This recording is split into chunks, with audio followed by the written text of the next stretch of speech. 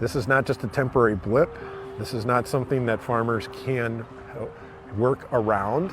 No one anticipated that we would have a shock to the system. All the experts did not see this coming when we received this rise in fertilizer prices because of this war. And really, no one's really seeing a way out. That shock to the system means that diesel now is more than $5 a gallon, and fertilizer costs are up more than 30%, adding thousands of dollars of new costs to already strained farmers we met, like Aaron Lehman. When something like this happens, farmers just have to take the hit somehow and find a way to get a crop in the ground this year. President Trump's trade policies and tariff whiplash have made it far more uncertain to sell soybeans and corn. Another worry as a new season of planting begins. We get one chance to plant, and we get one chance to harvest, and that's it for the year. So we get one try every single year. And so even like in my lifetime, I might get 30 tries at this. That really puts things into perspective. Like I only, the prices of fertilizer, seed, whatever, like could go crazy. But like we can't not plant. We still have to go out and plant the crop. And now the Strait of Hormuz may be more than 7,000 miles away from Iowa. But even with the fragile ceasefire, what's happening there is having a direct ripple effect here. The question, will it impact the midterm elections? I think farmers are becoming more and more aware is that you need to say to our elected leaders, what are you saying about the fertilizer situation? What are you saying about the trade situation?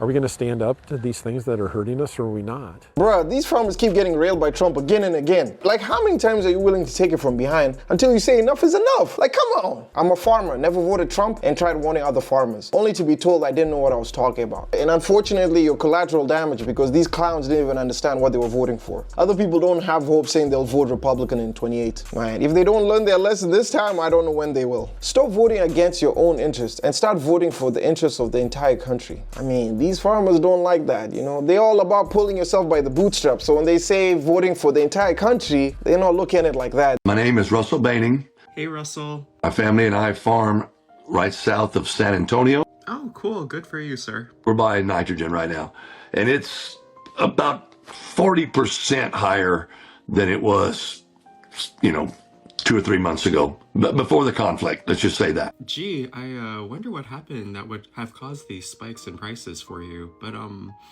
wait a minute. What's this in your background?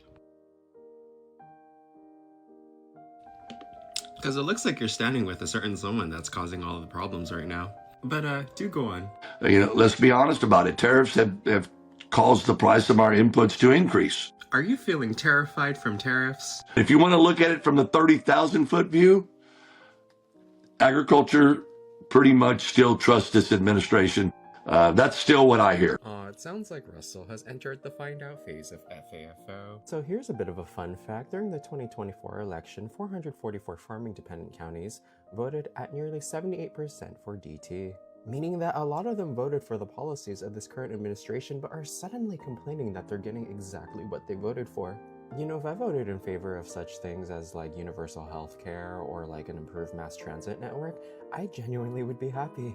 These farmers over here are complaining about such things as tariffs, the rising cost of diesel, and those immigration raids in which they relied on immigrant labor for. But in conclusion, all I do have to say to Russell is, have the day that you voted for. Bye. And funny enough, Trump also did mention that farmers did love them a lot. Hey farmers, it's your favorite all-time president. There's no question about it. I've done more for you than any other president by far, and big things are coming down the line for you. We love the farmer. I don't know if this is the type of reciprocation you give to people that loved you a lot and voted you into power. But I guess the farmers have to find it the hard way. They're the side chick in this whole situation and just told, hey, don't worry, I'm going to take care of you. And they still do believe that he's going to take care of them. God have mercy upon us. They just want us to understand that when the government hands out subsidies, also known as socialism, to the farmers, that we should feel sorry for them and this is what they're going through. A bunch of BS. Someone posted, louder please. If you know, you know. I'll never understand how farmers, after being screwed once by Trump, voted for him again. Maybe they just suffer from amnesia. That's why they keep voting for him again and again. I'm pretty sure if he came back the third time, they'll be like, oh, wait, let's get him in again. You done lost your damn mind. And this is why voting matters. The farmers are just taking another hit. So if it's not the tariff wars, it's now the war in Iran. So farmers are now happening to have to deal not only with the price of gas going up because their equipment runs on diesel, they also have to deal with the fertilizer shortage. So let's talk about the diesel first. So because of the war in Iran, oil and liquid natural gas are trapped in the Strait of Hormuz, right? So global oil prices are going up. We all know this. So farmers are paying way more just to fuel up their equipment than they normally would. But the problem with farmers is that they have to sell their goods to big companies, okay? We allow these monopolies to take place. Farmers don't have too many options, and the big companies will not pay more for the goods the farmers are selling them. So the farmers have to eat that cost of diesel. So they have to make less money because the diesel has gone up. But now, with the Strait of Hormuz being closed, fertilizer is an issue. If y'all don't know, the bulk of our fertilizer in the United States comes from Canada.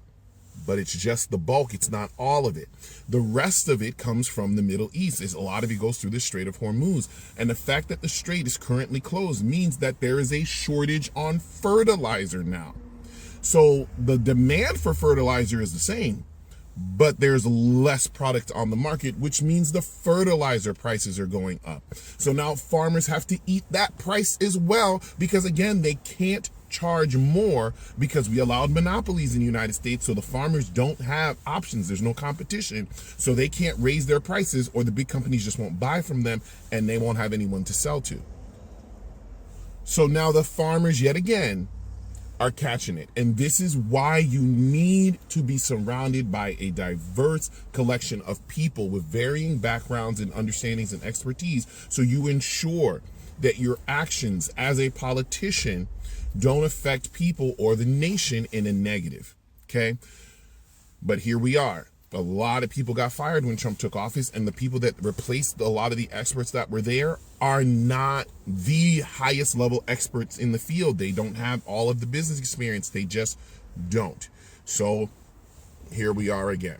And please remember, with diesel costs going up, even though the big companies won't give the farmers more money for the product, they're going to charge more for it because they have to ship it. So when Walmart says we want some produce, Walmart now has to pay more, but Walmart's not really going to pay more. They're going to make us pay more when we go to buy that food.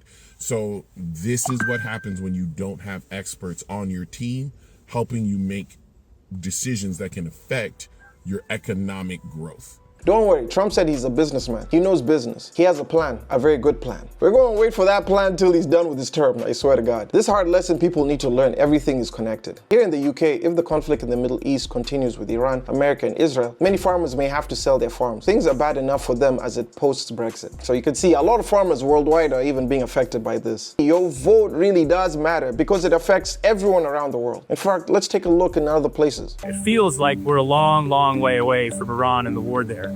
But here, these farmers are hurting because of that conflict. This harvester behind me exemplifies the challenges that farmers are facing. This thing uses about 100 liters of diesel a day. Before the war started, that would cost about $72. Now, it's $160. Jesus. The farmers here are freaking out and trying to figure out how to deal with that much of a cost increase. What they thought would be one of their best harvests in a decade is now suddenly being squeezed by skyrocketing oil prices and fertilizer prices as well. It's been really difficult, not just for farmers, but for everyone across the whole supply chain. So this is a fertilizer showroom that's supposed to be full. The guy can hold 100 tons. He's barely got 4.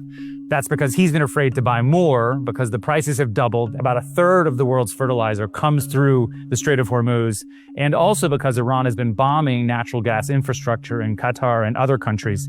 And that infrastructure is what's needed to make fertilizer.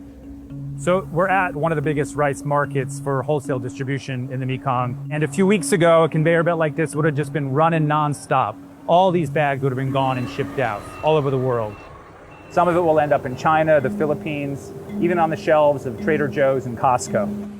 But traders can't find space on boats, in part because of the war in Iran has caused so much disruption in shipping channels. In some ways, the whole industry is kind of on pause. A lot of farmers and processors fear that in the next harvest, fewer farmers are going to grow rice, and then grocery prices are going to go up. What you see now in the Middle East will have an impact for years to come.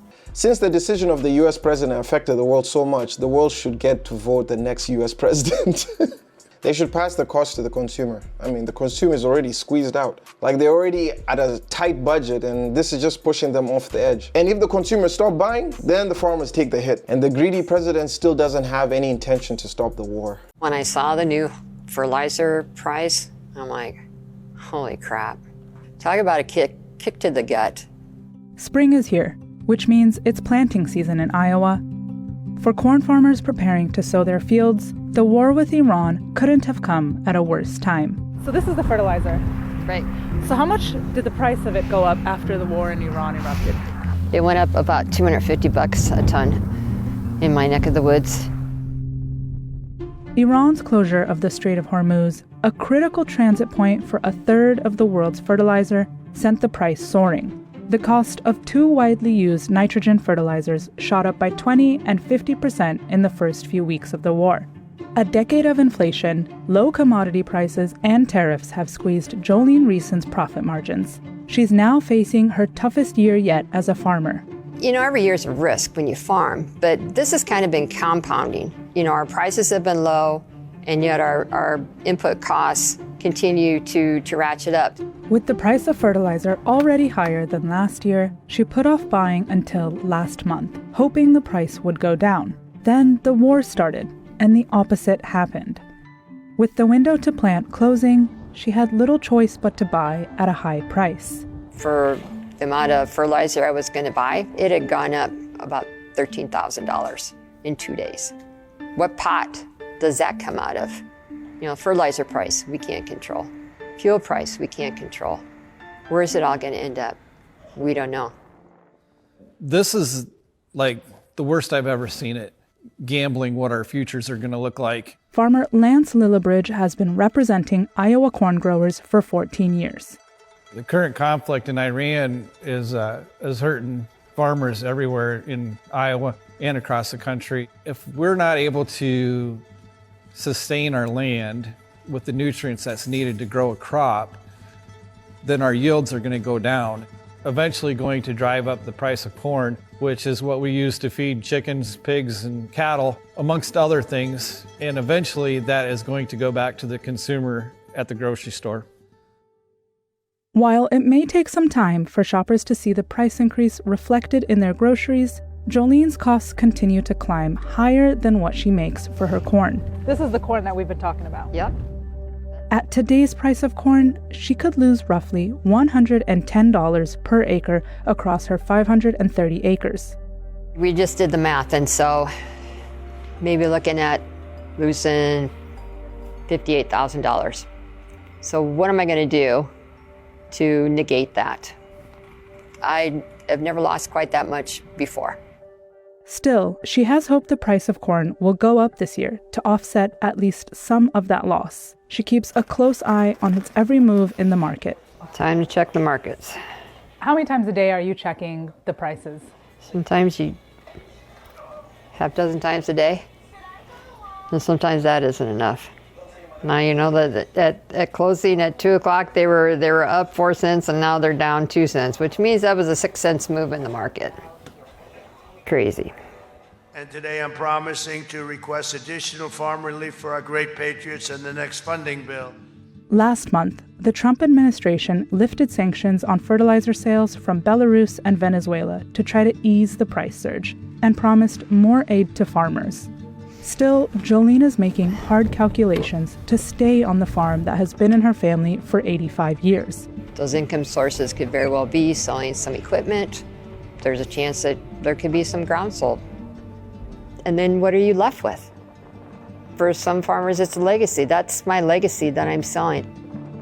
If it was up to me, the war would be done yesterday. Jolene, I don't know if you said anything about the administration that put this situation on your lap. She's been very focused about every other thing, but not who actually did all of this. Some people are even asking, hi farmer, who did you vote for? Who did you vote for? You can see all these questions. JD Vance has a company that will buy your farm when you go broke. And then someone did say, Google her. She's not a small-time farmer. She's a chair of the Iowa Corn Grower Association. There are pages and pages of her supporting Trump's policies. Gotcha. Anyway, let me know what your thoughts are for farmers for Trump. Some of them are seeing the consequences of their actions and they're struggling. Leave your comments down below if you have any sympathy or thoughts. Now, if it's your first time to the channel, make sure you like, comment, and subscribe. It really does help out the channel, and I do appreciate you all for doing it. Also, check out this video if you haven't. I'm pretty sure you're going to enjoy it. But nevertheless, I will see you guys when I see you. Peace.